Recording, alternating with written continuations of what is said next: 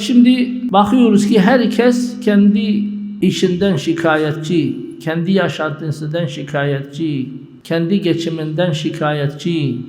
Ancak Efendimiz sallallahu aleyhi ve sellem buyuruyor, bir insan eğer niyeti rızaya ilahi ise, bir insan kendiyle Allah arasını düzeltmişse, Allahu Zülcelal'ın rızasına talipse, cema'allahu şemlehu. Allahu Zülcelal bütün işini rast getirir. Allahu Zülcelal maddi ve manevi olarak bütün işini rast getirir. Ve ceale ginahu fi kalbihi. Sürekli kendini zengin görür. Hiçbir zaman kendini muhtaç, fakir, sail görmez.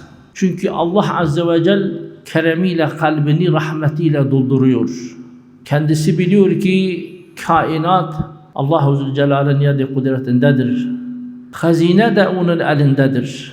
O isterse hiç kimse mani yoktur. O vermediğin şeyi de kimse veremez. Onun için öyle Allah'a güveniyor ki, sığınıyor ki hiçbir şekilde bir tereddüdü rızkına veyahut yaşantısına hiçbir şekilde tereddüdü yoktur. Hiçbir şekilde muzdarip değildir. Kendini alemin en zengini olarak görüyor. Çünkü biliyor Rabbi vardır. Rabbine dayanıyor, Rabbine sığınıyor, Rabbine iltica ediyor. Rabbim istediği zamanda verir. Demek ki ben layık olsam, istersem bana verecektir. Allah-u Zülcelal hiçbir zaman dilencisini boş göndermez. Ancak o dilenci kendi haddini bilecektir ve nasıl istediğini de bilecektir. وَاَتَتْهُ الدُّنْيَا وَهِيَ رَاغِمَةٌ.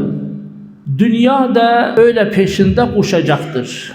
Dünyaya tekme de atsa, dünya ondan vazgeçmez. O dünyada vazgeçse de dünya ondan vazgeçmez. Çünkü niyeti rıza ilahidir. Niyeti rıza ilahidir. Niyeti ne dünyadır ne de ahirettir. Niyeti rıza ilahidir. Onun için biz eğer halimizden şikayet etmek istemiyorsak, bütün işimizi rayda gitmek istiyorsak, o zaman biz niyetimizi sağlam yapacağız. Rıza ilahiye talip olacağız ve dürüst olarak çalışacağız. Hem ahiretimiz için hem dünyamız için hiçbir anda biz Rabbimizi unutmayacağız. Eğer biz bu şekilde olsa dünya peşimizde gelecektir.